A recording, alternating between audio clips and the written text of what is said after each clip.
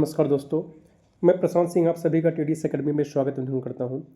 आज हम लोग देखेंगे कि भारत का संविधान का विकास कैसे हुआ और यह जो है अंग्रेज़ों के द्वारा 1757 के प्लासी युद्ध और 1764 के बक्सर युद्ध के द्वारा जब बंगाल पर आधिपत्य स्थापित कर लिया गया, तब धीरे धीरे करके कंपनी के द्वारा जो है विभिन्न प्रकार के रेगुलेटिंग एक्ट लाए गए।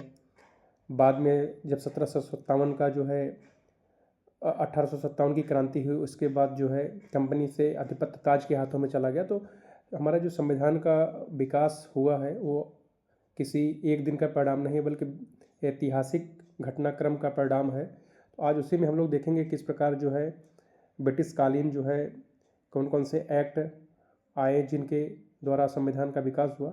सबसे पहले हम लोग रेगुलेटिंग एक्ट देखेंगे 1773 का, उसके बाद पिट्स इंडिया एक्ट 1784 को देखेंगे, फिर चार्टर अधिनियम 1813, फिर चार्टर अधिनियम 1833, चार्टर अधिनियम 1853, भारत सरकार अधिनियम 1858, भारतीय परिषद अधिनियम 1861, भारतीय परिषद अधिनियम 1892, भारतीय परिषद अधिनियम 1909, भारत सरकार अधिनियम 1919, भारत सरकार अधिनियम 1935, भारतीय स्वतंत्रता अधिनियम 1947 और संविधान सभा का गठन और कार्य। ठीक है, तो इतना चैप्टर आज हम जो है कंप्लीट करेंगे रैपिड रिवीजन के माध्यम से। प्रयास रहेगा कम से कम समय में चीज़ों को रिवाइज किया जा सके। ठीक है, तो सबसे पहले हम लोग देखते हैं रेगुलेटिंग एक्ट का जो है। ठीक है, तो हम जैसे देखें कि जो भूमिका की बात करें तो जो भारत का संविधान है विश्व का सबसे लंबा लिखित संविधान है और यह किसी एक दिन का परिणाम नहीं है बल्कि इसके निर्माण में ब्रिटिश काल के संवैधानिक अधिनियमों, राष्ट्रीय आंदोलन, भारतीय नेताओं के अनुभव तथा विश्व के अन्य संविधानों का योगदान रहा है। संविधान का विकास संविधान के प्रयोगों की नियंत्रण प्रक्रिया है। ठीक है, तो जब हम संविधान का विकास देखते हैं तो इसमें हम दो जो है चरणों में बांट कर देखते हैं। सबसे पहले कंपनी के शासन के दौरान जो है, ठीक है, जिसमें चलता है हमारा 1773 से 1858। ठीक है, फिर उसके बाद ताज के शासन के अंतर्गत देखते हैं। ठीक है, इसके अंदर 1858 से जो है 1947 तक चलता है। ठीक है, तो इस तरह जो है हम जो है जो संवैधानिक विकास क्रम का है दो पार्टों में बांट को देखेंगे। ठीक है, तो सबसे पहले कंपनी के अंतर्गत जो संवैधानिक विकास हुए, जो जो एक्ट लाए गए, सबसे पहले रेगुलेटिंग एक्ट की बात करते हैं। इसकी पृष्ठभूमि की बात करें कि ईस्ट इंडियन कंपनी आर्थिक संकट से गुजर रहा था, प्रशासनिक भ्रष्टाचार बढ़ रहा था, तो ब्रिटिश संसद का हस्तक्षेप आवश्यक हो गया। ठीक है, तो इसके माध्यम से जो है पहली बार ब्रिटिश सरकार द्वारा ईस्ट इंडिया कंपनी के कार्यों को नियंत्रित व नियमित करने के लिए जो है यह एक्ट लाया गया। पहली बार कंपनी के प्रशासनिक और राजनीतिक कार्यों को मान्यता दिया गया। बंगाल के गवर्नर को बंगाल का गवर्नर जनरल बनाया गया इस एक्ट के तहत। वारेन हेस्टिंग्स जो है पहले गवर्नर जनरल बने। ठीक है, तो ये प्रश्न आता है कि पहली बार कंपनी के प्रशासनिक और राजनीतिक कार्यों को मान्यता कब मिली। कंपनी के कार्यों को नियमित करने के लिए पहली बार ब्रिटिश सरकार द्वारा कौन सा एक्ट लाया गया। ठीक है, और जो गवर्नर जनरल बनाए गए उनके जो है सहायता के लिए गवर्नर परिषद बनाया गया, जिसमें 4 सदस्य होते थे। और कलकत्ता में एक सुप्रीम कोर्ट की स्थापना 1774 में किया गया। और कंपनी के कार्यों पर संसदीय नियंत्रण के लिए बोर्ड ऑफ डायरेक्टर की जो है नियुक्ति की गई है ना, जिसके माध्यम से कंपनी को कार्यों पर जो है नियंत्रण किया गया। ठीक है, और इसका महत्व की बात करें तो भारत में केंद्रीकृत शासन की शुरुआत यहीं से माना जाता है। ब्रिटिश संसद की सर्वोच्चता जो है स्थापित हुई। ठीक है, तो इस प्रकार जो है रेगुलेटिंग एक्ट 1773 का जो है ये मुख्य प्रावधान है, जिसमें पहली बार ब्रिटिश सरकार द्वारा ईस्ट इंडिया कंपनी के कार्यों को नियंत्रित किया गया। पहली बार कंपनी के प्रशासनिक राजनीतिक कार्यों को मान्यता मिला। बंगाल के गवर्नर को बंगाल का गवर्नर जनरल बनाया गया। वारेन हेस्टिंग्स पहले गवर्नर जनरल बने। ठीक है, और गवर्नर जनरल की परिषद में 4 सदस्य। कलकत्ता में सुप्रीम कोर्ट की स्थापना। कंपनी को कार्यों पर संसदीय नियंत्रण बोर्ड ऑफ डायरेक्टर के माध्यम से। ठीक है, और महत्व इसका रहा कि केंद्रीय के शासन की शुरुआत हुआ, ब्रिटिश शासन की सर्वोच्चता जो है स्थापित हुई इसके माध्यम से। अगला हम बात करते हैं Pitt's India act. Pitt's India act इसकी विशेषता यह रही कंपनी के राजनीतिक और वाणिज्यिक कार्यों को पृथक किया गया। इस एक्ट के तहत बोर्ड ऑफ डायरेक्टर कंपनी के व्यापारिक मामलों को देखने लगा और बोर्ड ऑफ कंट्रोल की स्थापना किया गया, जो कंपनी के राजनीतिक मामलों को जो है देख रहा था। ठीक है, और कंपनी और सरकार के बीच द्वैध शासन जो है स्थापना हुआ। द्वैध शासन का शुभारंभ यहीं से माना जाता है। ठीक है, रेगुलेटिंग एक्ट जो है आपके 1784 के तहत सैन्य और विदेश नीति पर जो है सरकार का नियंत्रण इसके तहत किया गया। पहली बार भारत में कंपनी के अधीन क्षेत्रों को ब्रिटिश आधिपत्य क्षेत्र कहा गया। ठीक है, तो ऐसे ही प्रश्न आते हैं कि पहली बार कब जो है कंपनी के तहत अधीन क्षेत्रों को भारत में ब्रिटिश आधिपत्य क्षेत्र कहा गया। तो 1784 के पिट्स इंडिया एक्ट के तहत कंपनी अब स्वतंत्र नहीं रही, ब्रिटिश सरकार की शक्ति जो है बढ़ी इसके तहत जो है। ठीक है, तो ये महत्व रहे इसके। तो इसमें ध्यान रखना है कि इसमें राजनीतिक और वाणिज्यिक कार्यों को जो है पृथक कर दिया गया। बोर्ड ऑफ डायरेक्टर और बोर्ड ऑफ कंट्रोल में बोर्ड ऑफ डायरेक्टर कंपनी के व्यापारिक मामलों को, बोर्ड ऑफ कंट्रोल जो है कंपनी के राजनीतिक मामलों को जो देखता था। ठीक है, और द्वैत शासन का शुभारंभ यहीं से माना जाता है। ठीक है, तो और इसमें पहली बार जो है कंपनी के अधीन क्षेत्रों को ब्रिटिश आधिपत्य का क्षेत्र कहा गया। तो ये जो है मुख्य मुख्य बिंदु जो है हमें ध्यान रखना है। आगे चार्टर अधिनियम 1813 की बात करते हैं। इसमें प्रावधान रहा कि कंपनी का व्यापारिक एकाधिकार समाप्त कर दिया गया। मिशनरियों को भारत में कार्य करने की अनुमति दिया गया और शिक्षा के लिए इसी के तहत 1 लाख वार्षिक अनुदान दिया गया। ठीक है, ये मुख्य प्रावधान रहे इसमें। इसका महत्व रहा कि शिक्षा और समाज सुधार की दिशा में कदम जो है कहीं कहीं बढ़ा इस एक्ट के तहत जो है। अब आइए चार्टर अधिनियम 1833 की बात करते हैं। इसके मुख्य प्रावधान की बात करें तो बंगाल के गवर्नर जनरल को अब भारत का गवर्नर जनरल कहा जाने लगा। लॉर्ड विलियम बेंटिंग पहले गवर्नर जनरल बनाए गए भारत के। केंद्रीय विधायी शक्ति की स्थापना किया गया इसके तहत। दास प्रथा का उन्मूलन किया गया, समाप्त किया गया।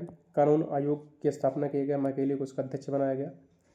और इसके तहत तो जो है पूर्ण केंद्रीकरण और आधुनिक विधि व्यवस्था की नींव जो है यहीं से रखी गई जो है ना। तो इसका महत्व है चार्टर अधिनियम 1837 की कि पूर्ण केंद्रीकरण यहाँ से हुआ और आधुनिक विधि व्यवस्था की नींव रखी गई, क्योंकि बंगाल के गवर्नर जनरल का भारत का गवर्नर जनरल कहा जाने लगा। ठीक है, अगला चार्टर अधिनियम 1853 की बात करें तो पहली बार गवर्नर जनरल की परिषद में विधायी और प्रशासनिक कार्यों को अलग किया गया।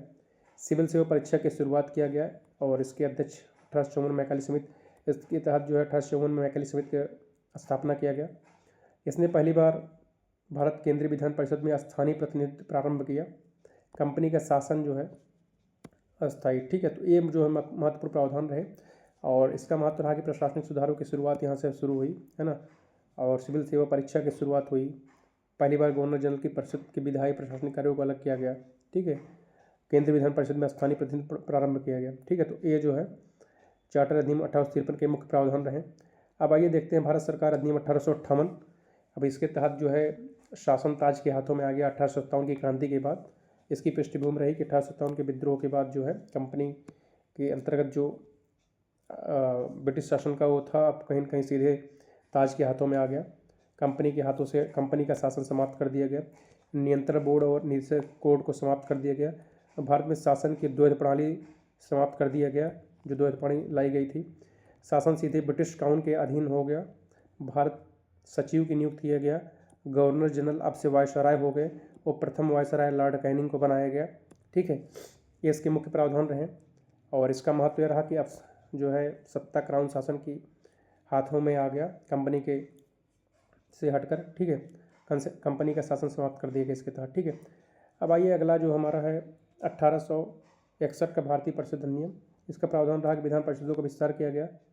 नामांकित भारतीय सदस्य जो है इसमें बढ़ाया गया। कानून बनाने प्रक्रिया में भारतीय प्रतिनिधियों को शामिल किया गया। विकेंद्रीकरण की प्रक्रिया शुरुआत हुई। प्रांतीय विधायिका की शुरुआत हुआ इसमें। ठीक है, इसका मतलब रहा कि भारतीयों की प्रशासन में भागीदारी बढ़ी। भारतीय परिषद अधिनियम 1892। इसके प्रावधान रहा कि बजट पर चर्चा की अनुमति मिली। प्रश्न पूछने का अधिकार बढ़ा। अप्रत्यक्ष निर्वाचन की शुरुआत यहीं से हुआ। इसका महत्व रहा कि प्रतिनिधित्व की भावना विकसित हुई। ठीक है, और फिर अगला है कि भारतीय परिषद अधिनियम 1909। इसमें मुख्य प्रावधान रहा मुसलमानों के लिए पृथक निर्वाचन। केंद्रीय प्रांतीय विधान परिषदों का विस्तार हुआ।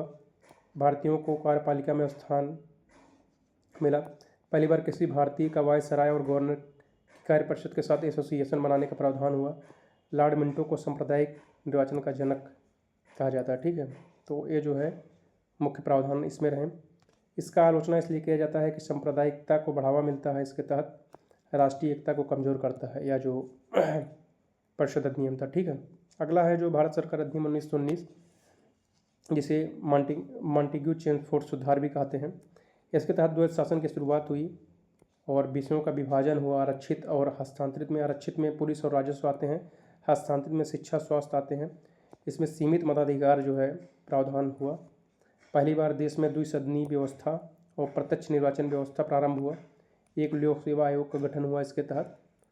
और पहली बार केंद्रीय बजट जो है केंद्रीय बजट को राज्य के बजट से अलग किया गया। स्वशासन की दिशा में यह पहला कदम था, ठीक है, या एक्ट जो है, ठीक है। तो ये सब जो है कुछ महत्वपूर्ण प्रावधान इस जो है अधिनियम में रहे। अगला जो है भारत सरकार अधिनियम 1935 की बात करें, इसकी प्रमुख विशेषताओं के, तो अखिल भारतीय संघ की स्थापना हुई इसके तहत, और संघीय व्यवस्था की रूपरेखा इसमें प्रदान किया गया।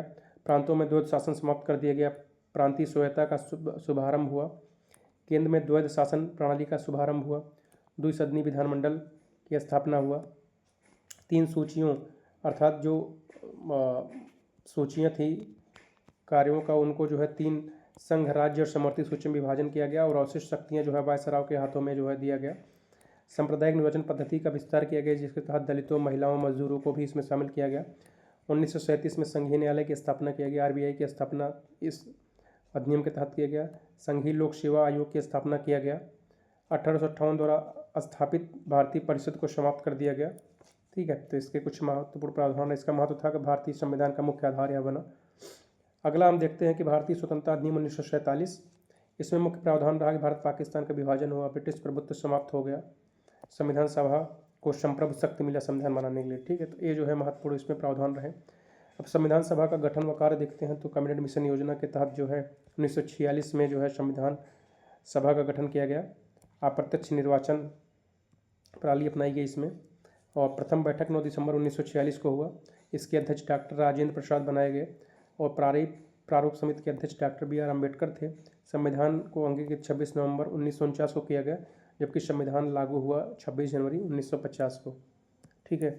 तो इस तरह हम लोगों ने संवैधानिक विकास क्रम को देखा कि हमारा संविधान जो आज विश्व के सबसे बड़ा लिखित संविधान है, तो किस किस दौर से गुजरा, कहाँ से कौन से प्रावधान जो है लिए गए, तो ब्रिटिश सत्ता के दौरान कौन कौन से एक्ट, कौन कौन से अधिनियम लाए गए जिसके तहत हमारा संविधान बनकर तैयार हुआ, ठीक है। तो अगर ये पढ़ने पढ़ाने का तरीका हमारा exam point of view, point wise point बेहतर लग रहा हो, या रैपिड रिवीजन का सीरीज़, तो आप लोग लाइक, शेयर, सब्सक्राइब करें, और हमारे TDS एकेडमी को अधिक से अधिक लोगों तक शेयर करें, कमेंट करें, फीडबैक दें अपना, जिससे हमारा उत्साह बढ़े और अधिक से अधिक लोगों तक पहुँचाएँ।